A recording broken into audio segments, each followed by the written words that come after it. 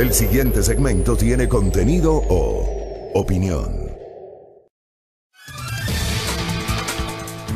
Muy bien, 6 de la mañana con 20 minutos. Gracias por la sintonía, gracias por la interacción que ya tenemos a través de las redes sociales. Estamos transmitiendo por Facebook Live a través de las fanpages de A Primera Hora y de Majestad FM. Saludos cordiales. Tenemos reportes desde Riobamba, desde Guayaquil, a través del Facebook, evidentemente. También nos pueden sintonizar por la internet, por www.radiomajestad.com.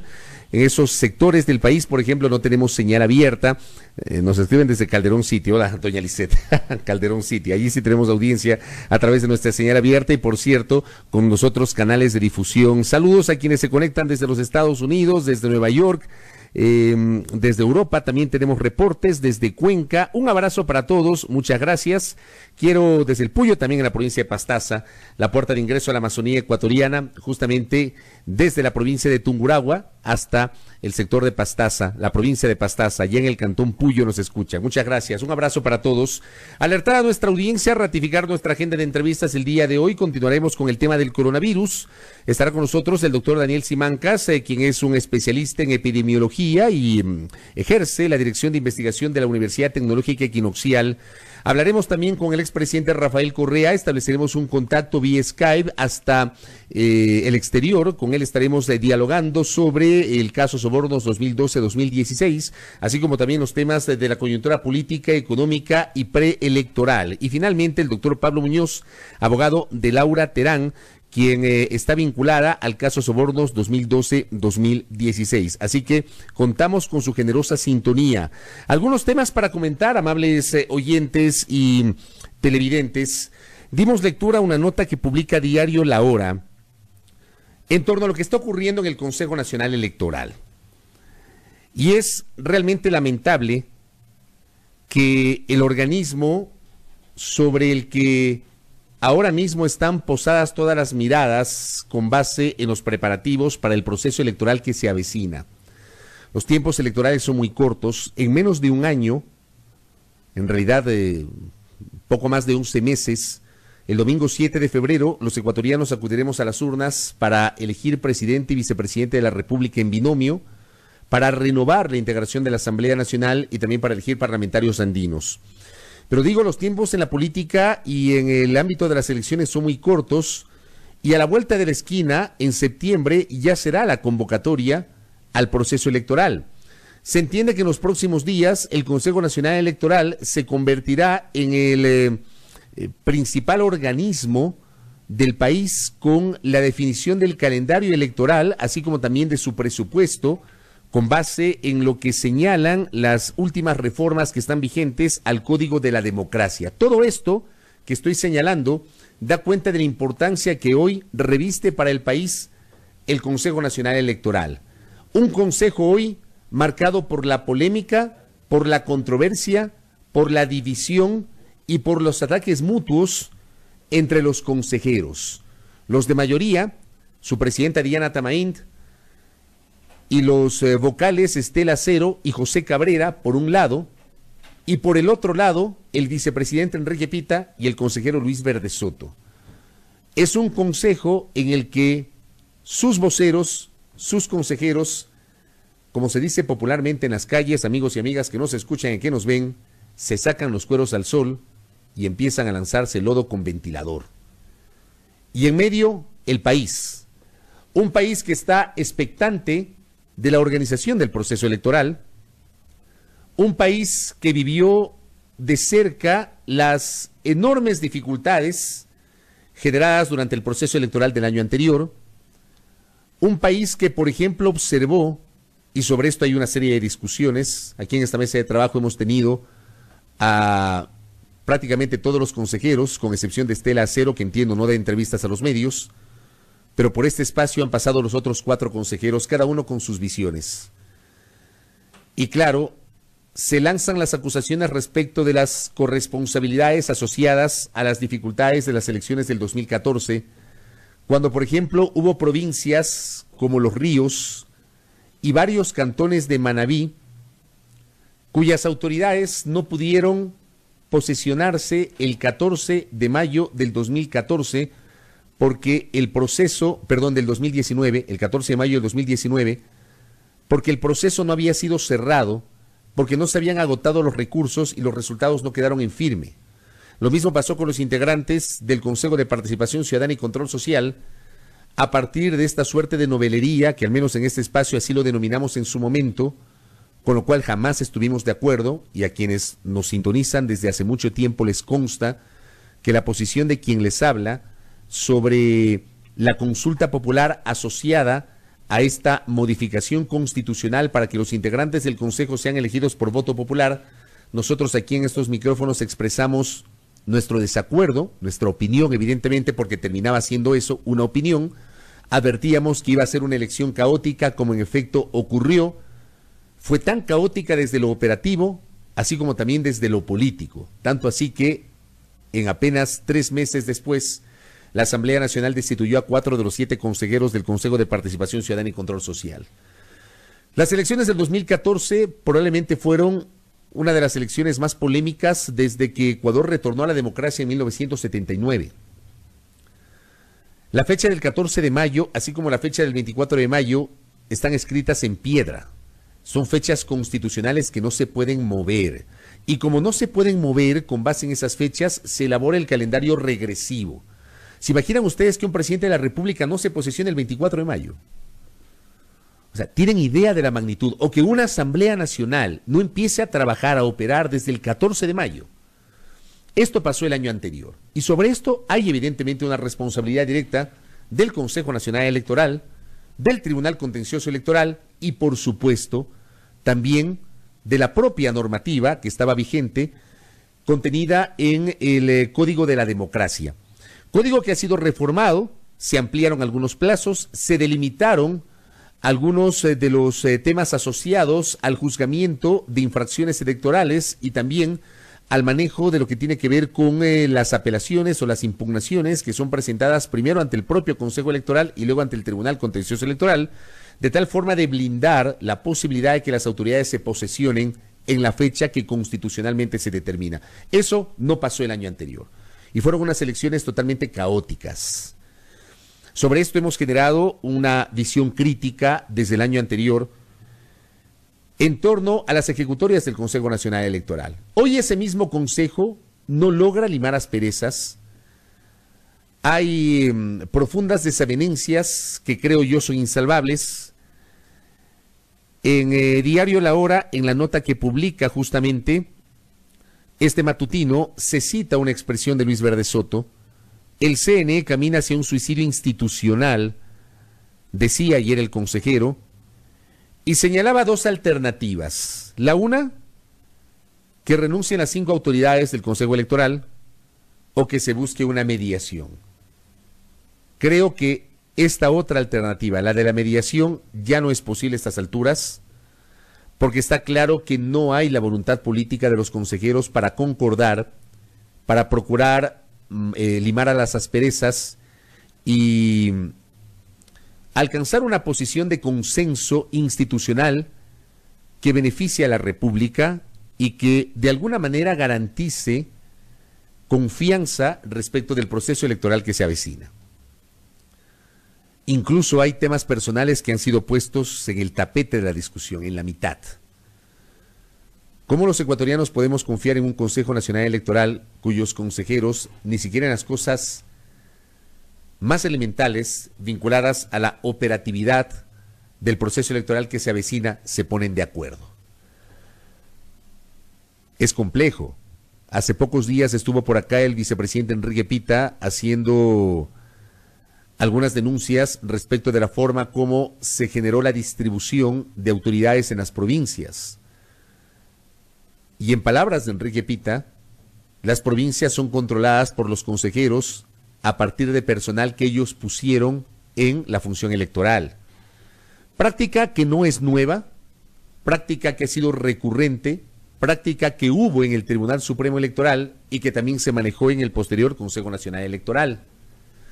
Pero vamos un poquito más allá y como ayer le planteamos al doctor Darwin Seraquibe, exsecretario del Consejo de Participación Ciudadana y Control Social, en este espacio hemos sido críticos, se lo dijimos ayer, a Darwin Seraquibe respecto de la manera como se integró el actual Consejo Nacional Electoral. ¿Se hizo un concurso? Sí, pero se permitió que los partidos políticos, que las organizaciones políticas presenten candidatos, auspicien candidatos. Estela Cero fue auspiciada por Alianza País. José Cabrera fue auspiciado por el Partido Social Cristiano. Enrique Pita por el Movimiento Creo. Diana Tamaín por la CONAIE y por el Movimiento Pachacutic. Y Luis Verde Soto, que se presentó como un candidato ciudadano, respaldado por varias organizaciones sociales, tiene cercanía con la izquierda democrática. La Constitución no establece que las organizaciones políticas tengan representantes en el Consejo Nacional Electoral. Esa presencia de partidos y movimientos políticos en la función electoral desapareció con la Constitución de Montecristi, estuvo vigente con la Constitución de Sangolquí cuando se estableció un Tribunal Supremo Electoral integrado por 7 vocales, representantes de las 7 fuerzas políticas más votadas y elegidos por el Congreso Nacional. Esa estructura del Tribunal Supremo Electoral terminó siendo una estructura endeble, una estructura que además se manejaba al vaivén de las mayorías políticas de los congresos de turno.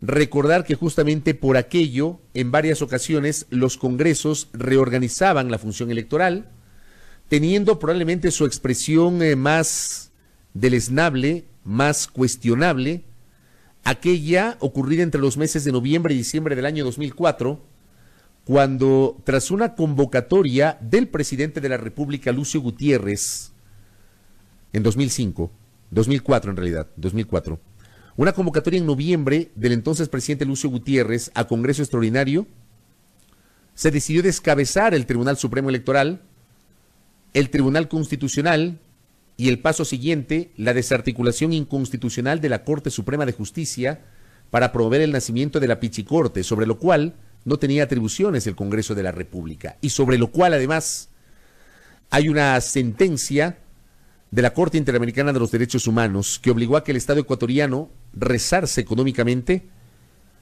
a los afectados, los jueces o magistrados de la Corte Suprema de Justicia y los vocales del Tribunal Constitucional de la época.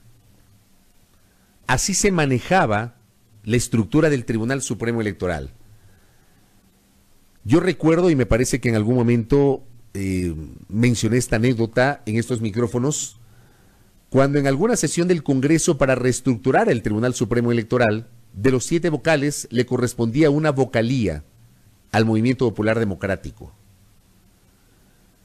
Y por una cuestión netamente política, la mayoría legislativa del Congreso de turno le restó al MPD la posibilidad de tener representación en ese Tribunal Supremo Electoral y se le entregó al Partido Conservador, que no había tenido el mismo porcentaje en las elecciones anteriores y que sirvieron de base para la integración de ese Tribunal Supremo Electoral.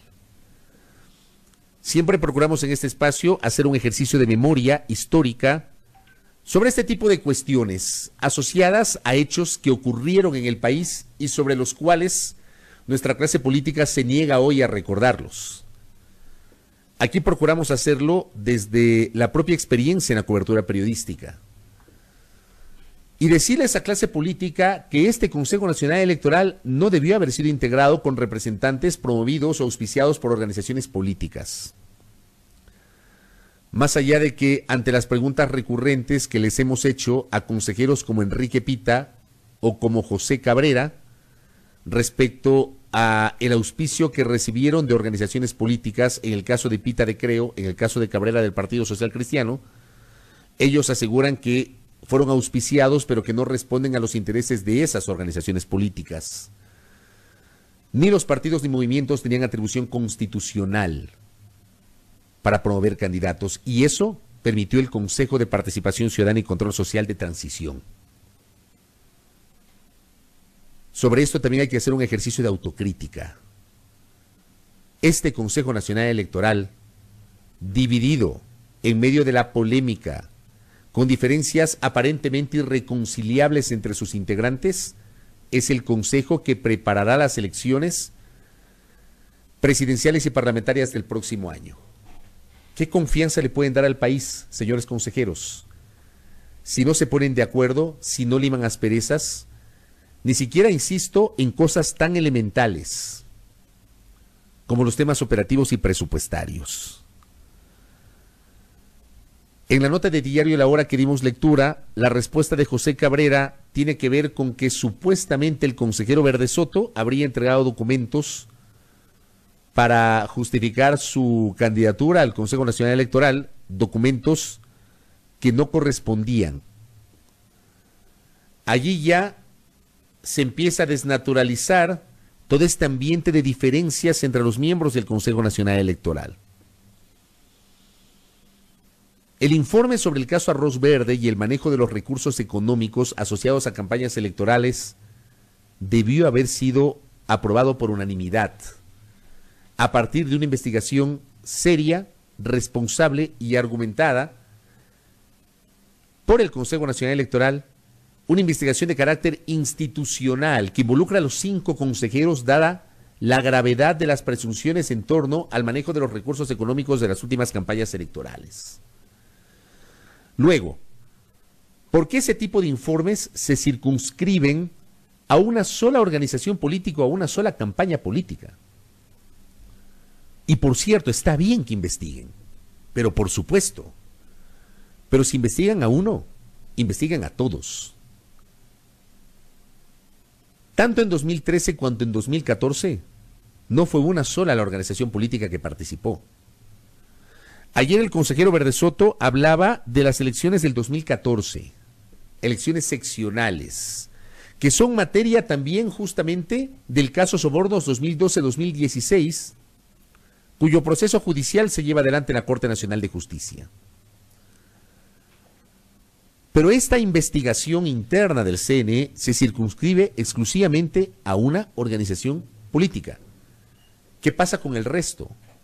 ¿Qué pasa con otro tipo de campañas que también manejaron recursos económicos y que seguramente deben haberse beneficiado de aportes? Habrá que analizar si esos aportes fueron reportados y si esos aportes fueron bien o mal habidos. Pero la investigación debe ser integral, señores consejeros del Consejo Nacional Electoral. No debe circunscribirse a una sola organización política y a un solo actor político. Si de la investigación se colige que ese actor y esa organización política manejaron de forma irregular recursos asociados a campañas electorales, pues bien, hay una serie de herramientas jurídicas y administrativas de las cuales pueden echar mano, y es correcto hacerlo. Pero no centralicen en una sola organización política o en un solo actor político la investigación, porque la ley es para todos. Yo me pregunto en este momento si otras organizaciones políticas también están siendo sujetas a un proceso de investigación o de auditoría en la función electoral. Sería interesante conocerlo. ¿O nos quedamos solamente con el caso Arroz Verde? Que por cierto, ese caso, y esto hay que recordarlo, ese caso no nació de una investigación generada por organismos como el Consejo Nacional Electoral o la Fiscalía General del Estado. El caso Arroz Verde nació a partir de una publicación de un portal de investigación. Investigación liderada por el periodista Cristian Zurita y el activista Fernando Villavicencio. Y es esa investigación la que, en una suerte de noticia criminis, es tomada como referencia por la Fiscalía para comenzar el proceso. No se trató de una investigación por parte de la Fiscalía, ni tampoco una investigación previa por parte de la Fiscalía. Estos temas hay que decirlos y hay que llamarlos como son. Si investigan a uno, investiguen a todos, absolutamente a todos. Los que financiaron las campañas del 2013, los que financiaron las campañas del 2014, los que financiaron las campañas del 2017. Sobre la campaña de 2017, prácticamente nada se dice. El mismo portal hizo una publicación asociada a la presunción de supuestas irregularidades en el manejo de recursos vinculados a la campaña del 2017. El denominado caso Lucas Majano. Sobre ese caso, Mutis camino al foro. Sobre Lucas Majano. Sobre el laberinto offshore del entorno presidencial, el denominado caso INA Papers, Mutis camino al foro. Si investigan a uno, investigan a todos. Esa tiene que ser la naturaleza de cualquier proceso serio que le permita, y voy a la frase trillada de siempre, dotar al país por fin de un baño de verdad, que termina siendo utópica esta frase, una suerte de quimera. Desde que tengo uso de razón, los políticos nos ofrecen eso, un baño de verdad. Y hasta ahora no llega ese baño de verdad. 6 de la mañana con 41 minutos en la primera hora.